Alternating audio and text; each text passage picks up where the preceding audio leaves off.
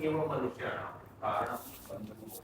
Mind alone, this is the translation. Mind alone is the cause for bondage and liberation. Most important thing is not the like on a very higher level, not the action, but the mind, state of mind. That gives you liberation. Dhammapada. How many of you have heard Dhammapada? A text called Dhammapada. 1, 2, 3, 4, 5. So first verse of Dhammapada says something very simple. Mano upangama mano. Mind is the forerunner, purvanga. All the phenomena, mind is the most proper. And mano shreshta, man is the shreshta, the most proper. Mano. And then it goes on. Second verse is also says the same. So very similar statement is coming in Upanishad. And mind alone is the cause. Man eva manushyanam karan bandhan mokshayo.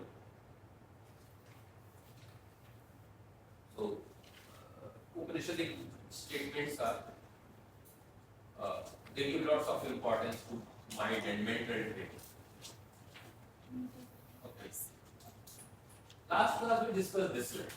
This also comes from one of the later Upanishad, Maha-Upanishad. It says universal values without geographical boundaries. This is a very good, very unique statement. It says that this is mine, this is yours. It's small-minded people. See this. Wisers believe that entire world is one family.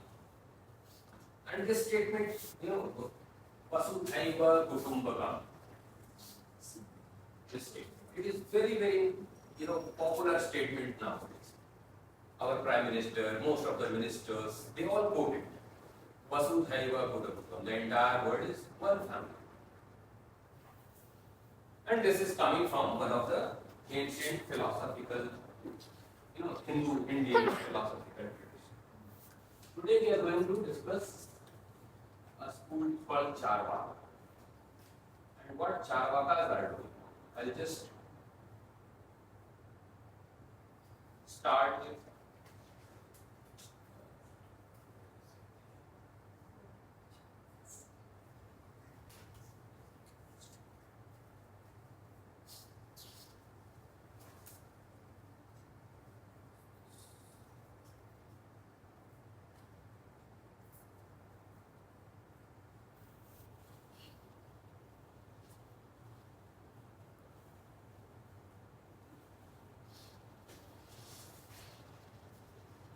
so what is school? A typical school, which is in a way which is different from all other schools. This school takes this state.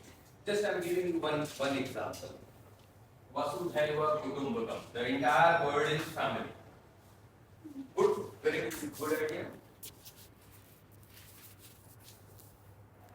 Now there is a Charvaka text. Charvaka. Don't look, I'll tell you the story. So don't. This is for your classroom purpose. I will tell you the story. You read on your own. Just come here. So there is a text called Hitopadesh, very popular text.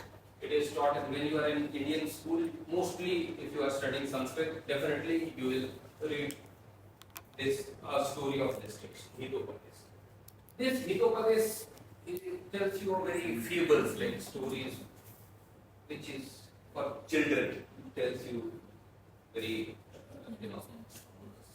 nice story about animals and birds and connections. When I read as a child this story, I did not know this is a Charvaka. Later on I discovered Charvaka, it's a Charvaka. Now taking that Upanishadic statement that entire world is family, this text or this story is telling you that don't get fooled by these lofty or very goody statements. It looks very good. Entire world is your family. But sometimes deceptive people, misleading people will take these Upanishadic statements and mislead you. Charvaka school is warning for it. And it is saying a story of a jackal and a deer. And this deer is very innocent. jackal is very, and because deer can run very easily, jackal cannot capture it, cannot eat it. So one day, and there is a crow which is friend of deer. So jackal tries to befriend this deer once. And crow is walking, and crow also tells another story. Then one day this jackal is quoting this Upanishadic statement, Vasudhaiva Kurutam. You know, this is my, you come in my territory. You come in, jackal, it befriends and brings that deer, tells the deer that you come to my area. Don't worry, come to my house. Because this is mine, this is your, these all are, small-minded people do this. You come to my home, and because your home is my home. And finally, that is actually a trap. That is trap to capture the deer. Finally, somehow crow helps the deer. It gets. So jackal in that this Hitoparich, which is a Charvaka text, the jackal, the villain, is quoting this Vasudhaiva to persuade the deer, and it is saying this is narrow-minded. And finally, deer gets into that trap. So the story warns us to blindly trusting the lofty Upanishadic ideas like Vasudhaiva. So what the Charvakas are doing, these Charvaka people, they are taking Vedic good statements and they are telling, look, these all things are to fool you people, common people. Are you getting what I am trying to say? Like this school of philosophy will, this is general division of Indian school of philosophy which we have discussed already. So today we are discussing this Charvaka school. Charvaka. So we have two types, Astika Darshan and Nastika Darshan. Those who believe in Vedas, those who don't believe in Vedas. In those who don't believe in Vedas, we have three, Charvaka, Bauddha, Jaina. Bauddha, Jaina, their concepts, philosophical concepts are very much similar to Vedic in many angles. Only they reject the creator God. That's there. While Charvaka, it rejects creator God, it rejects karma, it rejects rebirth. That is why Charvaka, so it rejects Buddhist, Jaina, all schools. So we are going to discuss Charvaka and don't get, because when I will be discussing Charvaka, the ideas will look very, very profound, powerful. Don't get trapped because the way they argue, it's very convincing. So we'll discuss this particular. The term comes from, this is called Charvaka. Charvaka. It comes from Charu and Vaka. Vaka means speech or speech statement. Charu means beautiful.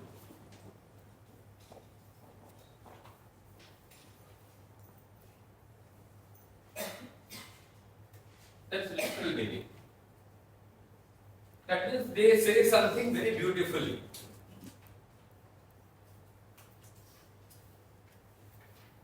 And another name for Charvaka is called Lokayata.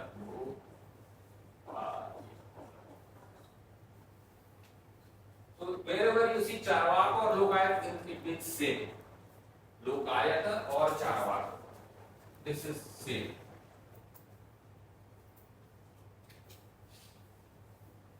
While Charvaka means beautiful speech, this is made of two words, Loka and Ayata.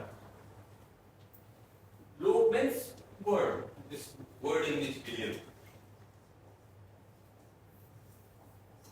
And Ayata means, it literally means thrown away, but it means very popular. It is popular. Ayata means popular. One meaning is popular. That means Charvaka philosophy is well received by popularity. Almost 90% of our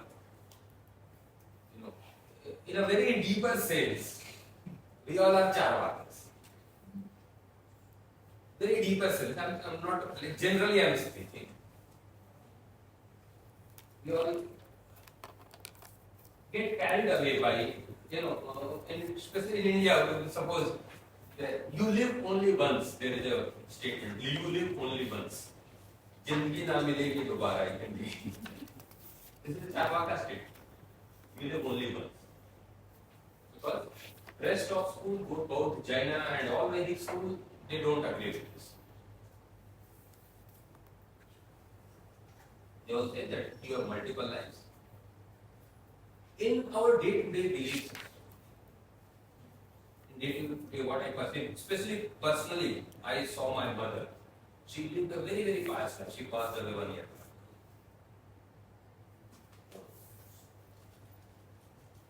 She would wake up at 4, do all the temple rituals.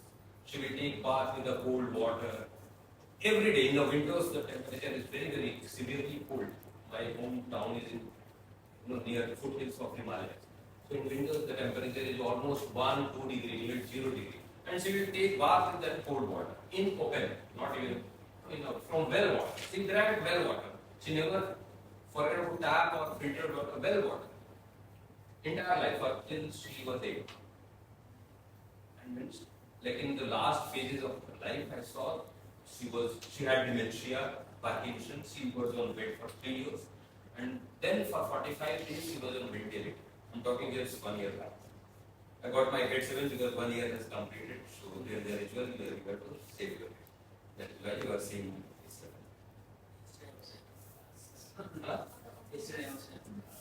Okay. Yeah, so that's the reason. Because 1 year.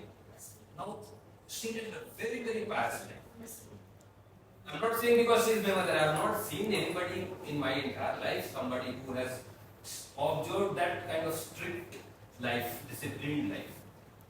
She never drank tea. Forget about other things. Tea, coffee.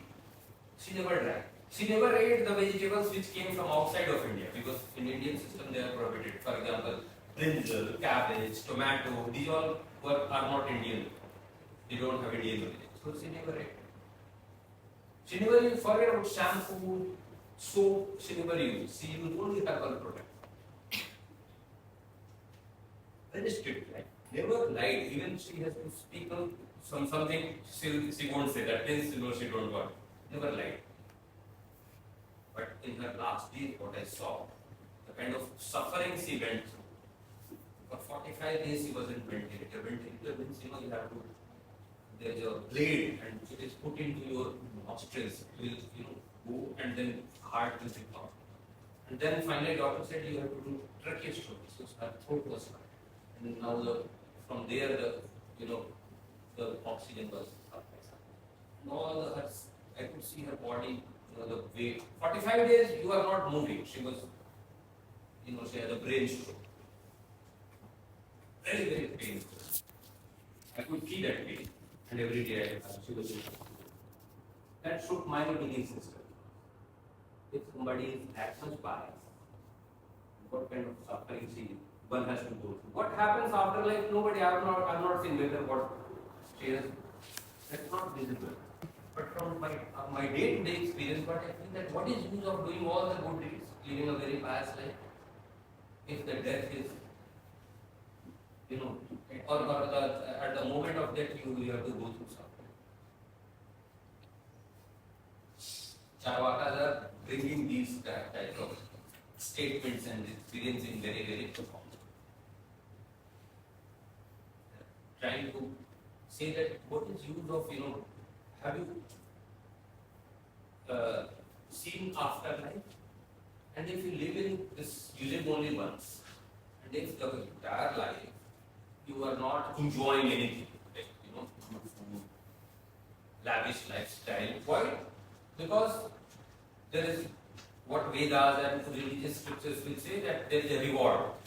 You will go to heaven or you will get a better life in next life. You will be born in a well.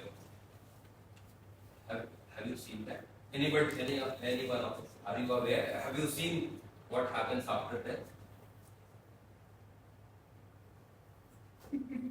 Whether there is a life.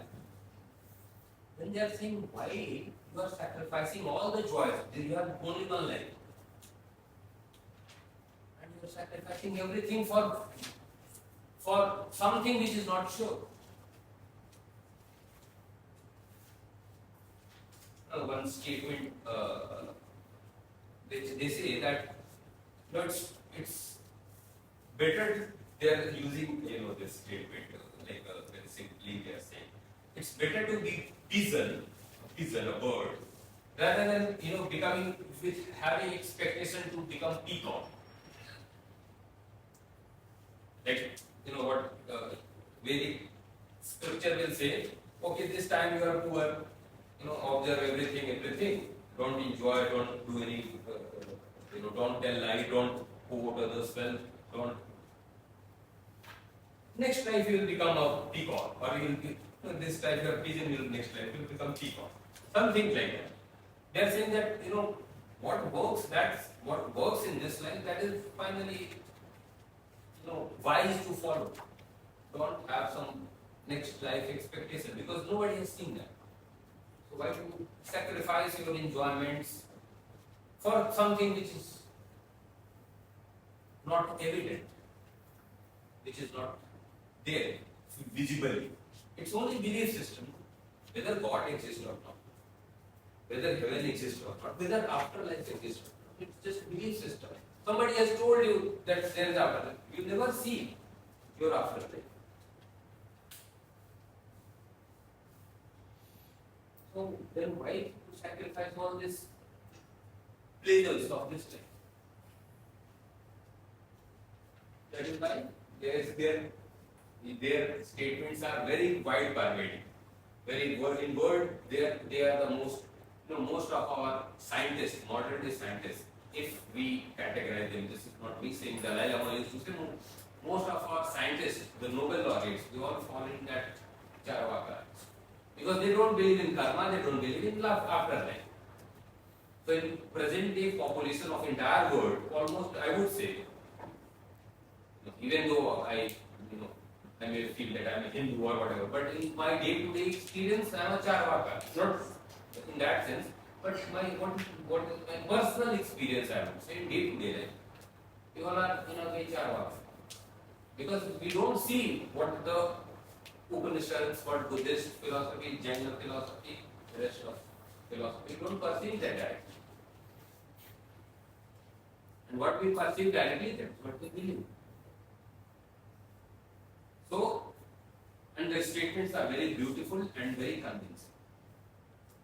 Okay, we'll go a little bit in the history of this school. So,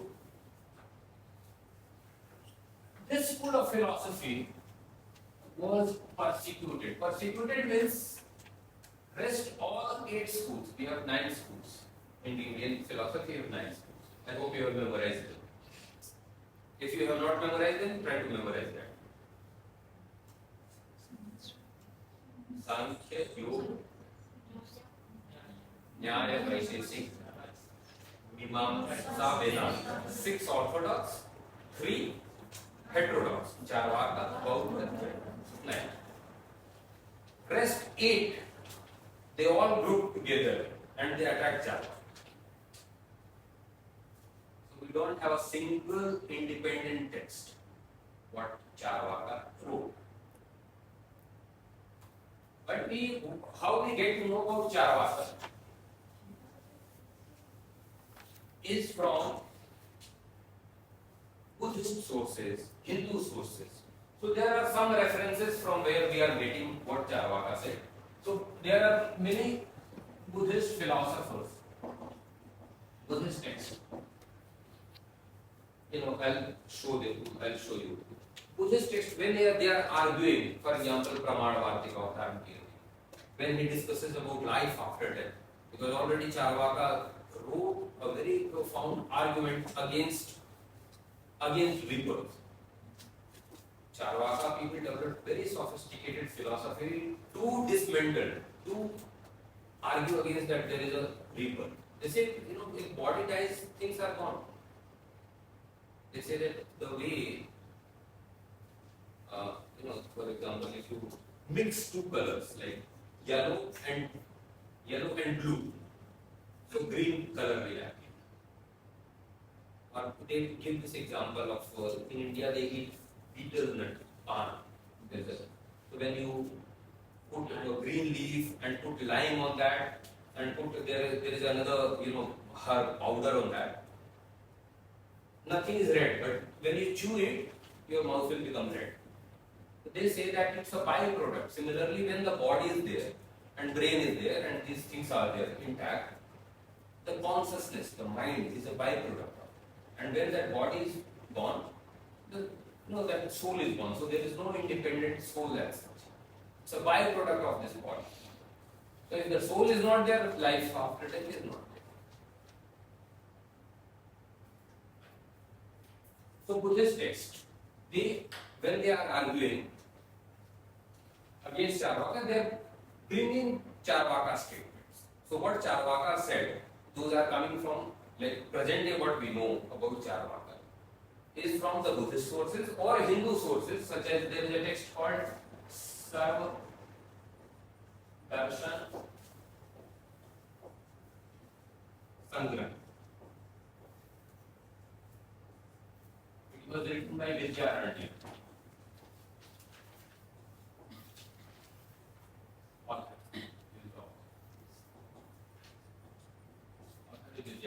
It was, I think, 13th, 14th century. So from this text, mostly we got to know what Charvakas were saying. Now recently means 10 years back, Buddhist text we have got from Tibet. So from there we are getting to know what Charvaka says from Buddhist sources. But for example, till I was in my MA 15 years back, we had only that source, Sarvadarshan Sangram. Now lots of through Buddhist text we are getting to know what they said, which is a recently published material. So mostly the things are coming from this text, written by Vidyaranya. This text is Sarvadarshan Sangram, means compendium of all philosophy, very important text. It talks about all schools of philosophy in detail. So the first chapter of this text is about Charvaka. So I will be sharing that first chapter English translation. That will be your assignment.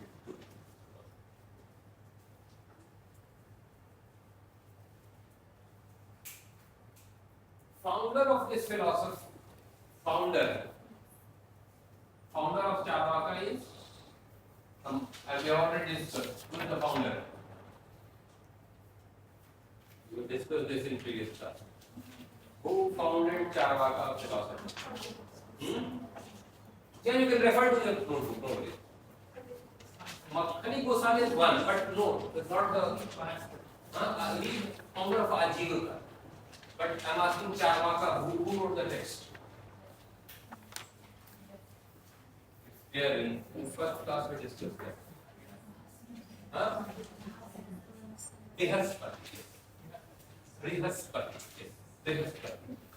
So founder is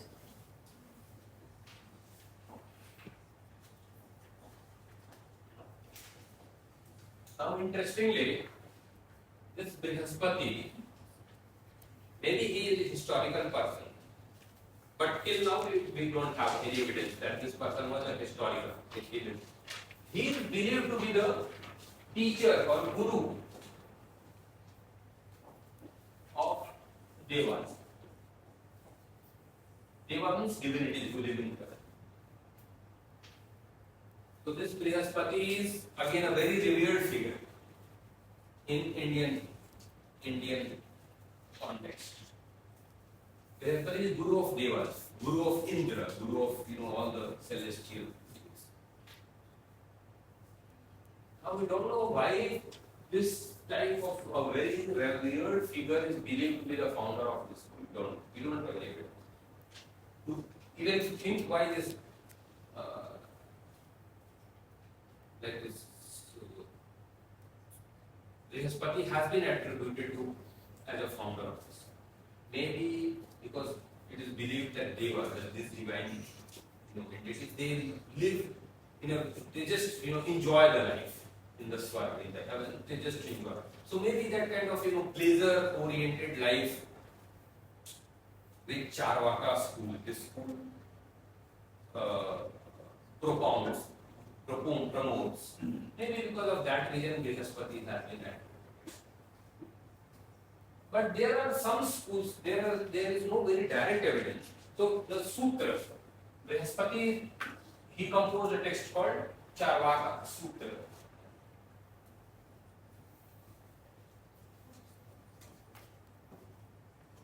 Sutra, which is lost. We don't have what he wrote or what the text. What are their original founding doctrines is lost. So we don't know whether what he wrote. But as I said, there are from other texts we are getting to know some of the ideas of this. Later on, there are certain books. Just I mentioned one, Hikopadesh. I mentioned no story of that jackal convincing the deer, using the Upanishadic slope, that how these Upanishads are misleading, or cunning people will use these lofty ideas, these in order to fool people. The Charvakas are writing certain texts which mock, which make fun of those Vedic ideas, or which try to convince that don't get fooled by these philosophical lofty ideas. So such texts we do have, such as Panchatantra,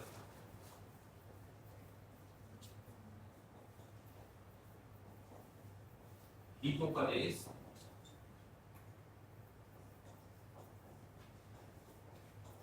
they are not directly Charvaka, by the way. If you ask an Indian or maybe our Sanskrit professor, he would say no, maybe not.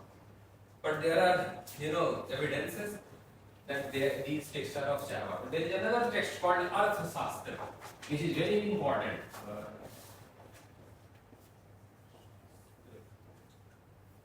Again, many people don't agree that these are Charvaka texts, but in a way, they are propounding the Charvaka. They are not directly Charvaka texts, and these all Indians, they all study these texts.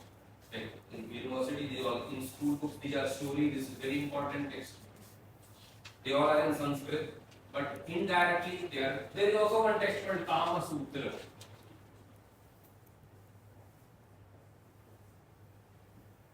which is about erotic love. This is also, again, many people don't agree, but many ideas are presented in such a manner which points that this might be a Charvaka. For example, Kama Sutra says, one of the statements says that what is need of doing all the virtues if the results of those virtues are so uncertain? What is need of living a virtuous life if results of virtues are so uncertain?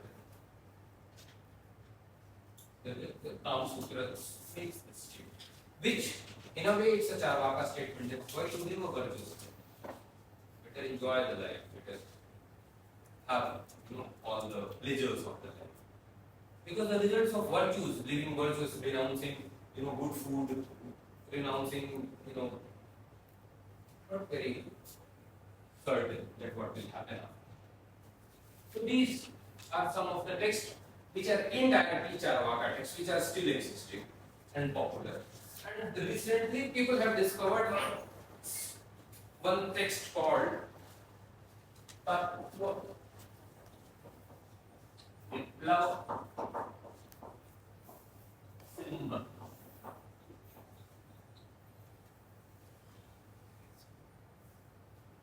This recently, I think 5-6 years back, this has been translated into English. If somebody is interested, I have at least, it's a very bulky book. Author is Jay Rashi Bhatt.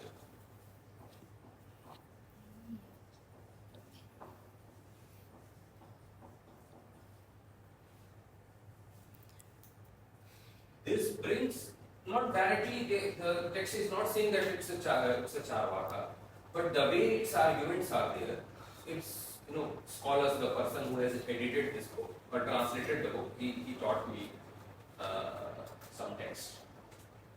According to his opinion, this is a Charvaka. And the way this text is bringing the, logical arguments against, while those texts are not bringing logical arguments, they are just stating something. They are just mocking the Vedic philosophy culture. But this text is bringing logical arguments against rebirth, very profound argument. Against karma, against, doctrines of Vedic and Buddhist and Jaina. It's very profound. When I was reading, I was like feeling, my belief systems were also shaken.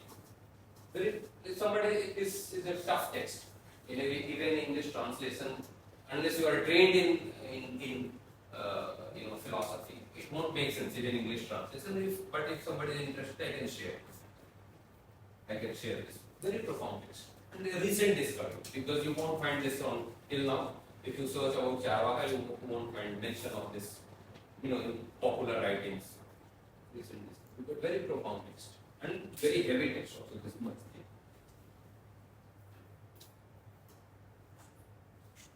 And during Buddha's time period,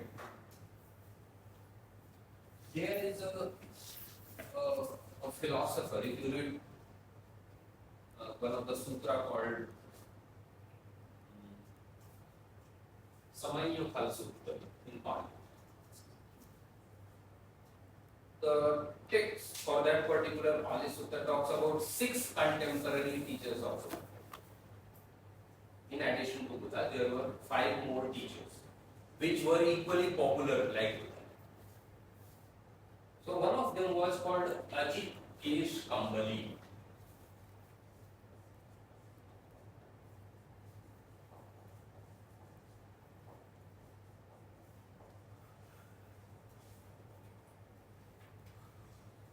He is contemporary to Buddha.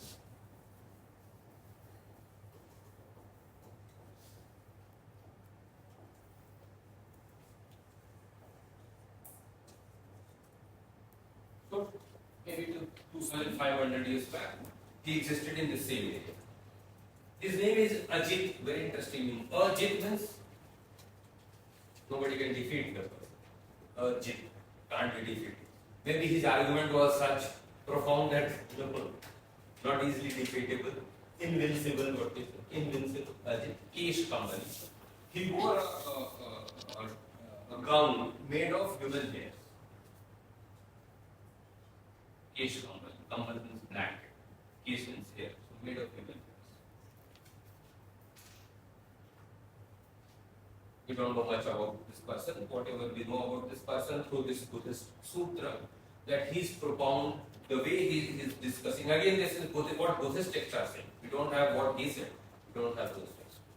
But this person, what Buddhist texts are saying about this person, goes very closer to Charvaka philosophy. He says you kill 100 people, no singular. And you do whatever virtuous deeds, no merit. All these, merit, sin, ideas are people have created. A warrior who goes to war, in battlefield, he kills 100 people. So he brings those types of arguments that they all are actually convention, because people think killing is killing. Whether you are killing in a war, you get a medal. The government will honor it. But finally you are killing somebody who is innocent. He has not done anything for you. That person is also fighting for his country. He is also, but you are killing that person. He is equally innocent person like you. He also has a family, but you are killing him. Why? Because your government or people have said this. So he said these types of virtue or people have created it. It's not ultimately people say, oh, this is virtuous quality, is okay. This is virtue. There is no intrinsic virtue, there is no intrinsic sin. In order to deprive us from worldly pleasures, anyway, this person brings the child in Buddha's time period. So maybe he was one of the contemporary. Like what I mean to say here, that maybe during Buddha's time period, these ideas were also existing. Charvaka philosophy was. So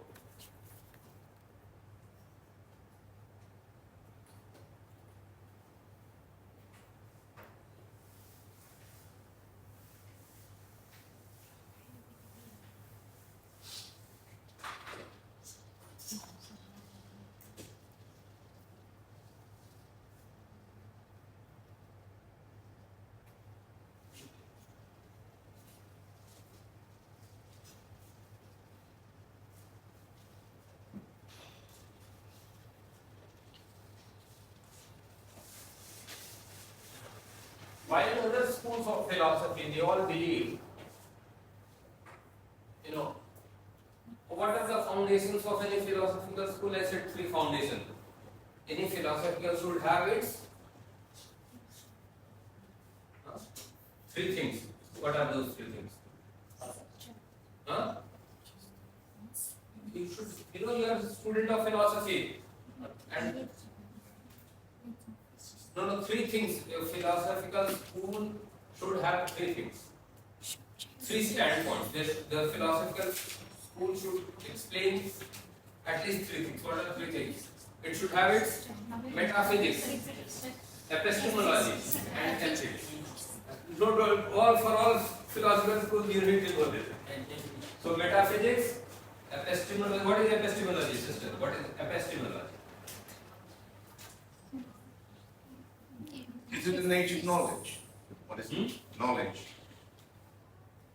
How knowledge happens. How we get to know things. How knowledge happens how knowledge happens. There are different answers. But in order to explain how we get to know things, because this is called epistemology. And there is metaphysics or ontology, how things exist, the outward things exist, how this pen exists, how this nature exists, how hills exist, what is the cause, what is the source of existence of everything. What we see, that's metaphysics or ontology. So ontology, metaphysics is one, epistemology is second, and third is ethics. Ethics is how they should behave in our life. So all philosophical schools, they have their 3 standpoints. Don't forget these, we have discussed in many classes, these 3. Don't forget. For all schools, you should be able to tell what is their metaphysics, what is their epistemology, what is their ontology, what is their ethics. And they have difference. Some overlapping will be there, but they have their. So for this school, epistemology or how knowledge happens, for this school they say only direct perception. Knowledge happens only through direct perception. Direct perception. They don't go for inference. They say whatever you see directly, you feel directly, limit your knowledge to that. Don't go for inference. Oh, there not imagination. Imagination can be purely fake, but inference, what we call inference means it's not imagination. If you see smoke, you infer that there is a fire. So similarly, you can infer that there is a soul. Inference. For example, when there is, have you seen your lungs? Have you seen your lungs or your heart directly? No, you infer it through X-ray. You are breathing right now, so you infer that there is something with you, but you can't see it directly. No. Can you? Do you know that what is your date of birth directly? You can, there is a certain day and date when you are born. But do you know directly? Can you know it directly? No. Never. Because when you were born, your mind was not developed enough in order to know that whether what is day and what is date. Gradually you learn. So you have to rely upon your parents. There is no other means to know directly. So there are things which are not, and that is not imagination, by the way. This is inference. Okay, time is up. Anyway, we'll discuss this. So this is what how knowledge happens. Epistemology. This would say, don't believe in anything. Believe only in direct persons. You may see smoke, but not necessarily that there is a fire. Even white ice produces smoke. Are you aware? You know, white ice, there is an ice. That also produces smoke. So don't, if you are seeing smoke, don't always get convinced that there is a fire. They went to white ice. The green tea stands for fire. Okay, we'll continue.